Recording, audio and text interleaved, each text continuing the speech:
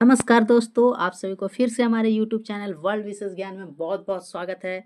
तो आज की क्लास में हम लोग अम्ल, क्षार एवं लवण का अंतिम पार्ट देखेंगे। एक पार्ट इससे पहले हो चुका है, जिसमें हम लोगों ने अम्ल क्या होता है, अम्ल के क्या-क्या गुण होते हैं, साथ में अम्ल कितने प्रकार के होते हैं और अम्ल से जुड़ी जैसे पीएच स्केल और उसके अलावा हम लोग क्या पढ़ चुके थे। उसके अलावा सूचक कितने प्रकार के होते हैं, क्या होते हैं, प्राकृतिक, कृत्रिम सूचक और गंधीय सूचक, सारा कुछ जान चुके थे। उसके बाद अम्लों की अभिक्रिया हम लोग धातुओं के साथ देखे थे, हाइड्रोजन गैस मिलता है। फिर अम्ल का अभिक्रिया हम लोग जल के साथ देखे थे, जैसे जिसमें H3O+ और Cl- बनता है। और साथ में इसके अलावा हम लोग क्या क्या पढ़ चुके थे, उसके साथ हम लोग मेटल कार्बोनेट के साथ अम्ल की अभिक्रिया कराए थे, जिसमें H2O और NaCl और CO2 बनता है। तो आज हम लोग क्या पढ़ेंगे, क्षारक। क्षारक मीन्स बेस किसे कहते हैं, बेस। बेस किसे कहते हैं, तो वे पदार्थ जो जल में घुलकर OH negative means hydroxide ion प्रदान करता है, तो उसे क्षारक कहते हैं। क्षारक वैसा पदार्थ होता है जो जल में घुलेगा तो OH निगेटिव आयन देगा। मान लीजिए यह क्षारक है, अगर इसको हम लोग वाटर में मिलाएंगे तो OH निगेटिव आयन प्राप्त होगा हम लोग को। तो वैसे पदार्थ को हम लोग क्या बोलेंगे कि यह क्या है, क्षारक है। जैसे एग्जाम्पल देखते हैं, एग्जाम्पल में क्या है, एग्जाम्पल पहला है sodium hydroxide NaOH plus water करेंगे तो Na+ और OH निगेटिव बनेगा। तो OH निगेटिव प्राप्त हुआ तो ये कह सकते हैं कि NaOH क्या है, वाटर है। उसी प्रकार के पोटेशियम हाइड्रोक्साइड KOH क्या है, एक क्षारक है।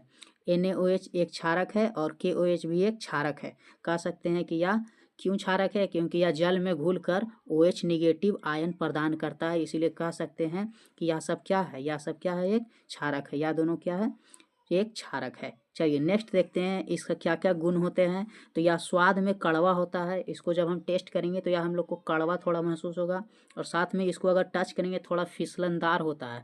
और यह लाल लिटमस पत्र को नीला कर देता है।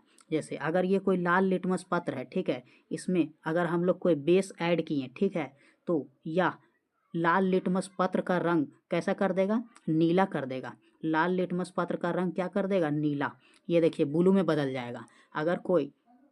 अगर कोई क्षार है, उसका अभिक्रिया उसको अगर लाल लिटमस पत्र पर रखेंगे, लाल लिटमस पत्र पर उसको बूंद को गिराएंगे तो यह किस कलर में बदल जाएगा, ब्लू में। तो कह सकते हैं कि यह क्या है, क्या है, एक क्षार है। लाल लिटमस पत्र को नीला कर देता है। और जब अम्ल अम्ल के साथ अभिक्रिया करेगा क्षार, जब एसिड है के साथ बेस अभिक्रिया करेगा तो हम लोग को सॉल्ट मीन्स लवण और वाटर बनेगा। तो यह भी आप लोग याद रखेंगे। चलिए नेक्स्ट देखते हैं अम्ल कितने प्रकार के होते हैं। अम्ल मुख्यतः दो प्रकार के होते हैं, एक स्ट्रॉन्ग क्षार कितने प्रकार के होते हैं, अभी क्षार पढ़ रहे हैं। क्षार दो प्रकार का होता है, एक स्ट्रॉन्ग बेसिस और एक वीक। स्ट्रॉन्ग को हम लोग घुलनशील भी कहते हैं और वीक को हम लोग क्या बोलते हैं, अघुलनशील। मीन्स जो स्ट्रॉन्ग बेस होगा वो आसानी से OH निगेटिव आयन देगा, ठीक है, आसानी से OH निगेटिव आयन देगा और ज़्यादा मात्रा में OH निगेटिव आयन देगा। तो उसे क्या कहते हैं, घुलनशील क्षारक या स्ट्रॉन्ग बेसिस भी कहते हैं, ठीक है। जस्ट इसका उल्टा होता है अघुलनशील क्षारक। अघुलनशील क्षारक जो आसानी से OH निगेटिव आयन नहीं देगा, इसे हम लोग क्या कहेंगे, वीक एसिड। एग्जाम्पल आप लोग याद रखेंगे, बहुत ही ज़्यादा इंपॉर्टेंट है एग्जाम्पल, ठीक है। जैसे कि पहला एग्जाम्पल हो गया स्ट्रॉन्ग एसिड का, क्या हो गया, स्ट्रॉन्ग एसिड का NaOH और KOH मीन्स सोडियम हाइड्रोक्साइड और पोटेशियम हाइड्रोक्साइड। और वीक वीक स्ट्रॉन्ग बेस का हो गया NaOH और KOH। और वीक बेस का क्या हो गया, NH4OH और MgOH, मैग्नीशियम हाइड्रोक्साइड और अमोनियम हाइड्रोक्साइड।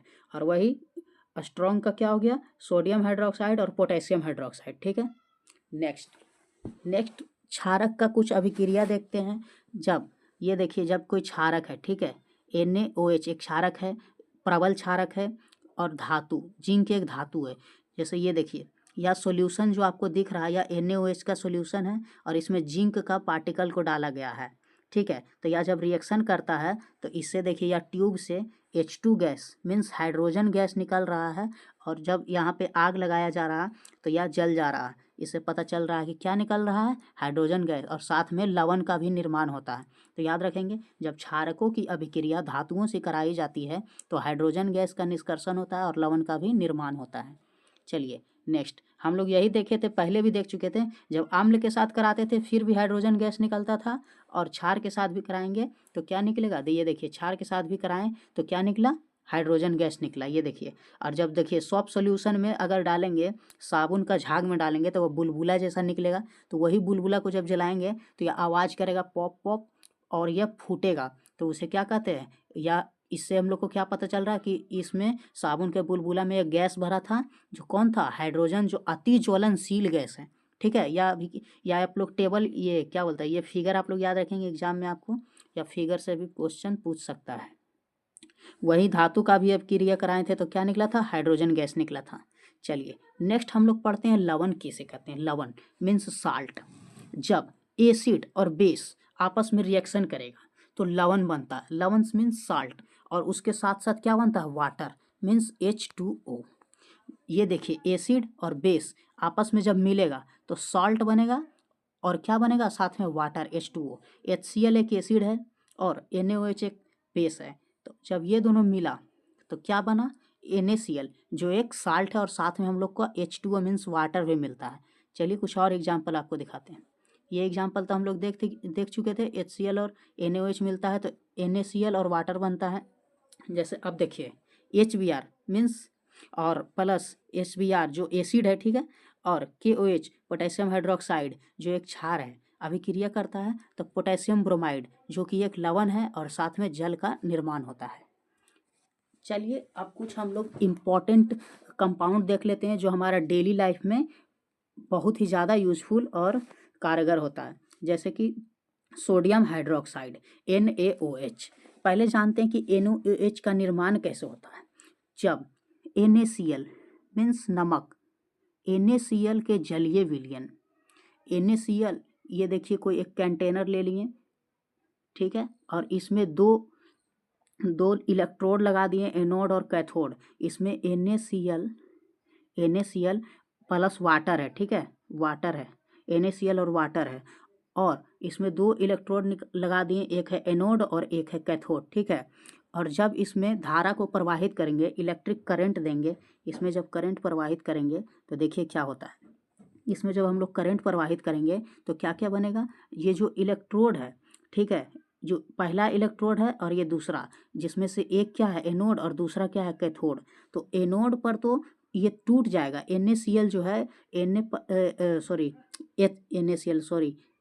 NaCl जो है वह H2 और Cl2 में टूट जाएगा, और साथ में कौन सा एक ठो जलीय विलयन बनाएगा, NaOH का whole twice means sodium hydroxide बनेगा, और साथ में क्लोरीन गैस और हाइड्रोजन गैस भी बनेगा, ठीक है। तो एनोड पर क्लोरीन गैस चल जाएगा और कैथोड पर हाइड्रोजन गैस मुक्त हो जाएगा, और वही कैथोड के करीब क्या बनता है, NaOH बनता है, सोडियम हाइड्रोक्साइड का विलयन बनता है। तो आप लोग याद रखेंगे, जब NaCl को जलीय विलयन को एनोड पर क्या बनता है, क्लोरीन गैस जाता है, और कैथोड पर क्या जाता है, हाइड्रोजन गैस, और कैथोड के करीब ही NaOH सोडियम हाइड्रोक्साइड बनता है। चलिए इसका उपयोग देख लेते हैं। हाइड्रोजन ईंधन में यूज करते हैं, और क्लोरीन स्वच्छता मतलब जल की सफाई के लिए करते हैं, और HCl का उपयोग क्या करते हैं, इस्पात स्टील की सफाई में, साथ में औषधि मतलब दवाई बनाने में करते हैं। NaOH का उपयोग धातु पर से ग्रीस को हटाने के लिए किया जाता है, ठीक है। ग्रीस, अगर कोई ये देखिए धातु है, अगर ये कोई धातु है, इस पे ग्रीस लग गया तो इसमें NaOH सोडियम हाइड्रोक्साइड मिला देंगे तो इसका ग्रीस है जो हट जाएगा, तो डिग्रीजिंग के लिए इसका उपयोग करते हैं, ठीक है। और क्लोरीन का उपयोग विरंजक चूर्ण बनाने के लिए किया जाता है। चलिए नेक्स्ट देखिए, विरंजक चूर्ण ही आ गया। विरंजक चूर्ण क्या होता है, विरंजक चूर्ण जब शुष्क बुझे हुए चूने का क्या तात्पर्य है, देखिए CaO कैल्शियम ऑक्साइड, इसमें देखिए पानी नहीं है, H2O नहीं है, तो इसको कहते हैं सूखा, ठीक है, शुष्क, बिना बुझा हुआ, ठीक है। और वहीं अगर देखिए अगर CaOH का होल ट्वाइस कर देंगे, इसमें पानी ऐड कर देंगे तो यह बुझा हुआ चूना बन जाएगा। जब शुष्क बुझे हुए चूने में क्लोरीन गैस देखिए CaOH का हॉल्ट शुष्क बुझे हुए चूने में क्लोरीन गैस को प्रवाहित किया जाता है तो CaOCl2 कैल्शियम ऑक्सीक्लोराइड बनता है और साथ में जल बनता है। यही से कैल्शियम ऑक्सीक्लोराइड को हम लोग क्या बोलते हैं, विरंजक चूर्ण बनते हैं। ठीक है, जिसका उपयोग वस्त्र उद्योग में, कागज फैक्ट्री में, रासायनिक उपचार में और पीने के पानी को जीवाणु मुक्त बनाने के लिए, मतलब बैक्टीरिया को मारने के लिए किया जाता है। चलिए नेक्स्ट देखते हैं। नेक्स्ट हम लोग के पास क्या है, बेकिंग सोडा।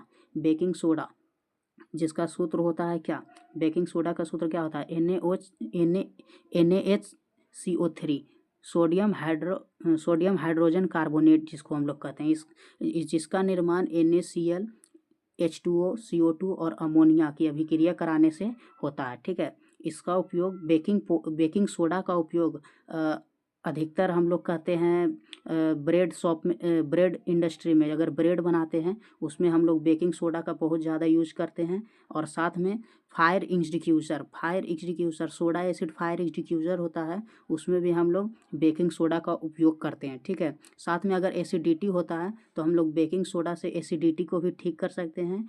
और अगर बेकिंग पाउडर बनाना हो तो उसमें भी बेकिंग सोडा का उपयोग करते हैं। बेकिंग सोडा में जब टार्टरिक अम्ल को मिला दिया जाता है तो बेकिंग पाउडर बन जाता है। तो इसका उपयोग बेकिंग पाउडर बनाने में, साथ में एंटासिड के रूप में, साथ में अग्निशामक के बनाने में, और साथ में और क्या, खमीर जब ये ब्रेड शॉप में ब्रेड को बनाने के लिए भी इसका उपयोग किया जाता है।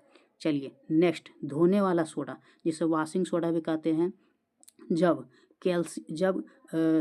सोडियम कार्बोनेट में 10 जल के अणु जोड़ दिया जाता है तो सोडियम कार्बोनेट डेकाहाइड्रेट बनता है। इसे ही हम लोग क्या बोलते हैं, इसे ही हम लोग धोने वाला सोडा बोलते हैं। मीन्स वॉशिंग सोडा, जिसे डिटर्जेंट भी कहते हैं। इसका उपयोग कांच, साबुन और कागज़ के फैक्ट्री में करते हैं। साथ में बोरेक्स धातु बनाने के लिए और घर की सफाई में भी करते हैं। और जल की अस्थायी कठोरता को हटाने के लिए, मीन्स डिटर्जेंट। अस्थायी कठोरता कौन हटाता है, डिटर्जेंट। तो डिटर्जेंट बनाने में भी इसका उपयोग करते हैं, डिटर्जेंट के रूप में ही इसका उपयोग करते हैं।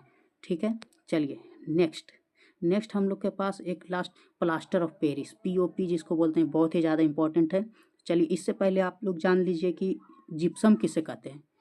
जिप्सम CaSO4.2H2O इसे कहते हैं जिप्सम। जब जिप्सम से